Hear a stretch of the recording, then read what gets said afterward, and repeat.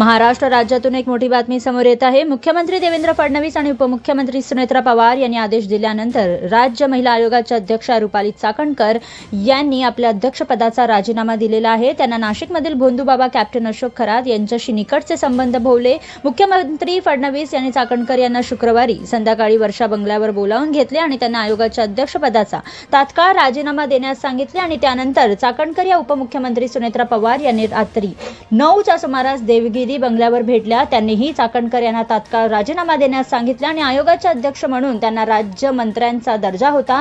दिवसभराच्या घडलेल्या घडामोडीनंतर रात्री उशिरा त्यांनी मुख्यमंत्र्यांच्या नावाने लिहिलेला राजीनामा सुनेत्रा पवार यांच्याकडे सोपवला आणि त्यांचे राजीनामा पत्र सुनेत्रा पवार या मुख्यमंत्र्यांकडे पाठवतील व मुख्यमंत्री ते राज्यपालांकडे मंजुरीसाठी पाठवतील। आणि तर या सर्व प्रकरणावर आणि चाकणकरांच्या राजीनाम्यावरती राष्ट्रवादी काँग्रेस पक्षाचे अध्यक्ष आणि राज्याचे उपमुख्यमंत्री सुनेत्रा पवार यांनी आपली प्रतिक्रिया देखील व्यक्त केलेली आहे। आताची सर्वात मोठी ब्रेकिंग न्यूज समोर येत आहे। राज्य महिला आयोगाच्या अध्यक्षा रुपाली चाकणकर यांनी आपल्या अध्यक्षपदाचा राजीनामा दिला आहे।